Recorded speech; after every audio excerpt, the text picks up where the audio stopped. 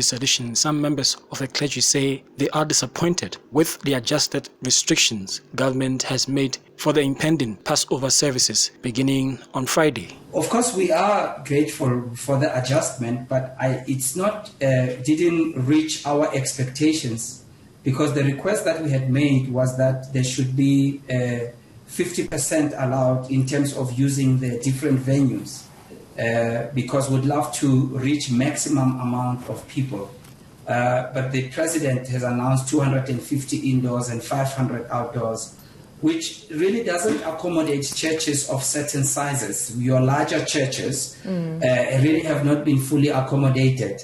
And we're kind of disappointed about that. They say they were unhappy that the action plan they had in previous meetings with government should have been translated into reality. We were hoping as well that in what we have presented to government, all the other issues that we had presented would be looked at fully. Yeah. Because definitely we are concerned about the saving of lives, and we believe what we have presented demonstrates that we could be able to use 50% of the buildings in a very responsible way, because we've been really obeying the laws for the last year. We've practiced a lot of safety protocols, either 50 people, 100 people, 250 people, and we think we have got what it takes now to be able to accommodate more people. Bishop Musa Sono of the Grace Bible Church says online services did not impact as normal services. Moving online is okay, is an option, but it is discriminatory. It's possible for those people who can afford that,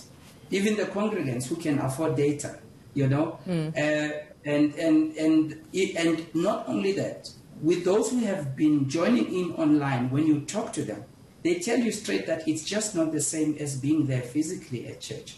And we are at a time now where people in our nation are under a heavy load of depression, sadness. People have lost loved ones, people have lost jobs, people are feeling discouraged, the rate of depression among people is going up. Being together as Christians and celebrating together and having church together, it's a totally different encounter.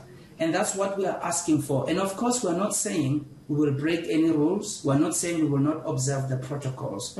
We're saying we have track record for a year. We can present it and show convincingly how we can do that in a responsible way. And that's what we're asking for. A number of churches had staged massive protests demanding 100% capacity during the Passover and 50% capacity after the Passover. Churches must never be closed, even after the Easter weekend.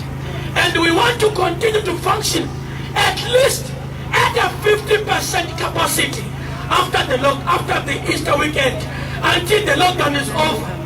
Let me repeat this one. Our government is saying we are only allowed to have 50 people in a particular venue. And we are saying as pastors, no, that is very unrealistic. Look at other gatherings. Look at what people are doing. You saw what happened in KZN. You saw what happened when Makashule was having his group of people. Those numbers are just too much. And by the way, we are saying 50% capacity because as pastors, we are very responsible. You know, and I said this last time, that if my children that are going to school are taken care of by a teacher who is far younger than me, make the kids to comply. Yes. What do you think about members of the church who are listening to us as their leaders? They can listen, our congregation can listen to us. So you cannot undermine pastors and say, only when it comes to church, you are very strict. But when you go to a business, it's business as usual. It is not the truth, it's a lie. So we are saying, if business can operate as usual, church can run as usual.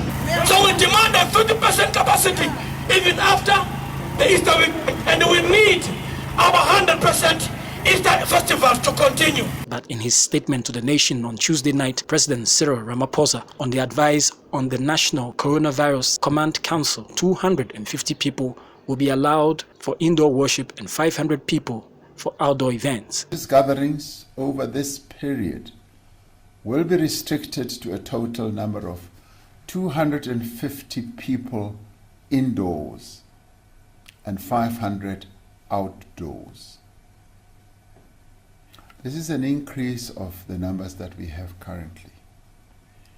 Where the venue is too small to accommodate these numbers with appropriate social distancing, then no more than 50% of the capacity of the venue may be used.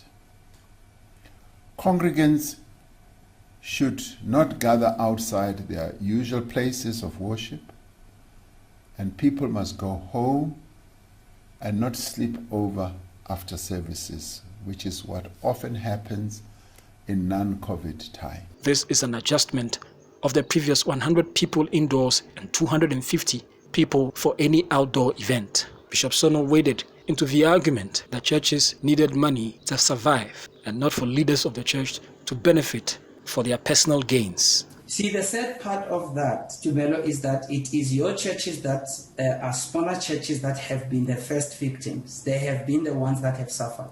There are churches that have closed down and they are not able to operate.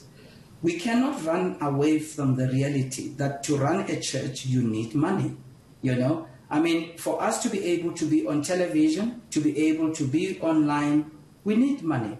Money is a very necessary part of running the church. It is the abuse of it. And when it's used for the wrong sources where it's a problem. See, unfortunately, people haven't understood how church operates. And I'm realizing more, Tumelo, that maybe we need to educate the South African public about how church operates, because there's a lot of misconceptions that people have. Money is an important part. A church cannot run without money. We've not been given us package like other people. Government hasn't come to us to help us. We appeal to your cell phone providers earlier on to cut down their rates to accommodate the online services and so on. They wouldn't cut their rates down. They still make a lot of profit and so on. The reality is that money affects all of us and church cannot run with it.